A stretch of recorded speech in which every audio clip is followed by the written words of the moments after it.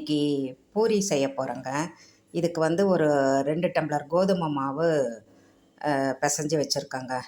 இதுக்கு தேவையான அளவு உப்பு, ஒரு ஸ்பூன் கடலெண்ணெய் நல்லா காய்ச்சிட்டு இந்த மாவு மேலே ஊற்றிருக்கேங்க. அந்த மாவு மேலே ஊற்றும்போது அது பொரி பொரியாக வரணும்.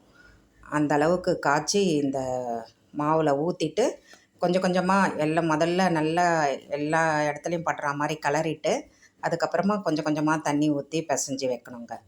இந்த பிசைஞ்சு வச்ச மாவை ஒரு 10 நிமிஷம் இல்லை 20 நிமிஷம் ரெஸ்ட்டு கொடுத்துட்டு பூரி சுடலாங்க. பாருங்கள், பூரி பாருங்கள் எப்படி குண்டு குண்டாக வருது.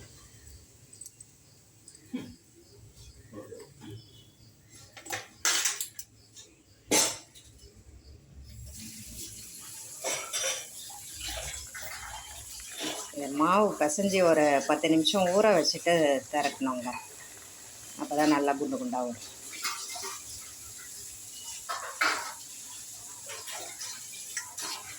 நல்லா எழும்பினதுக்கப்புறம் திருப்பி விடுங்க.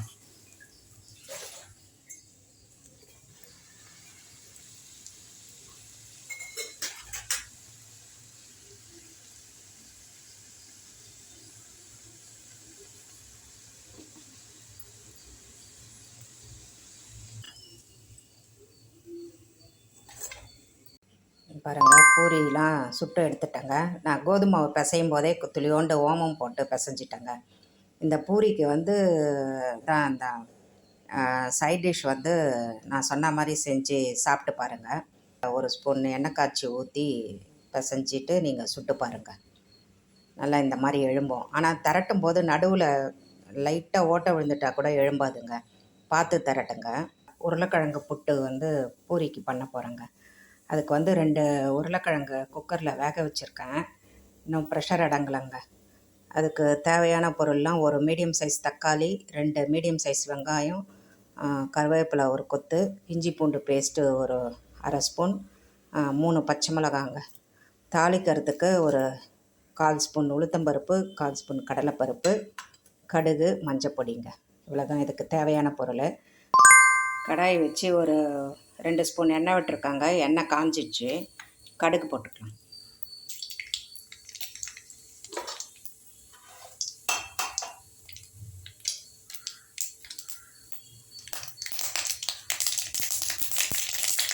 சீரகம் துளியாண்டு, அப்புறமா இந்த கடுகு, இந்த உளுத்தம்பருப்பு, கடலைப்பருப்பு. இது கொஞ்சம் லைட்டாக ப்ரௌன் வரட்டுங்க, கோல்டன் ப்ரௌன்.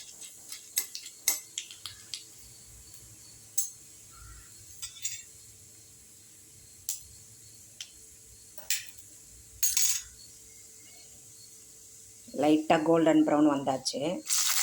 பச்சை மிளகாய்,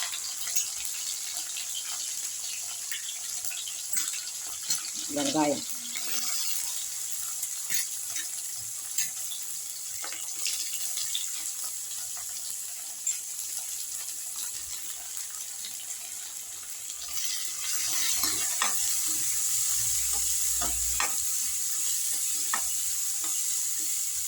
இது நல்லா கண்ணாடி பதம் அடங்கட்டங்க. இதுக்கு தேவையான அளவு உப்பு போட்டுக்கலாம். இதில் உப்பு போடும். அப்புறம் மஞ்சப்பொடி,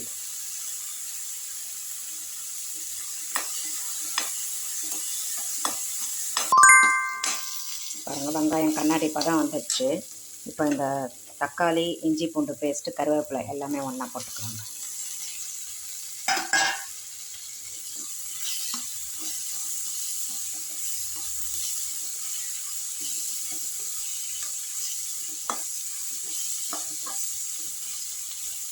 தக்காளி கொஞ்சம் பாதி அளவுக்கு வதங்கட்டங்க. வதங்கந்தான் ஒரு டம்ளர் தண்ணி ஊற்றி தக்காளி வெங்காயம் வெந்ததுக்கப்புறம் அந்த உருளைக்கிழங்கை மசிச்சு போட்டுடலாங்க.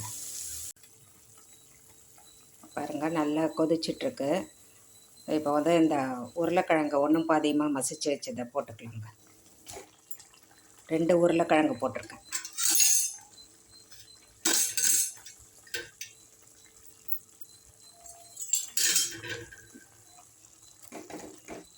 இது கொஞ்சம் சேர்ந்தா மாதிரி வந்ததும் பவுலில் மாற்றிக்கலாங்க. அவ்வளோதான்.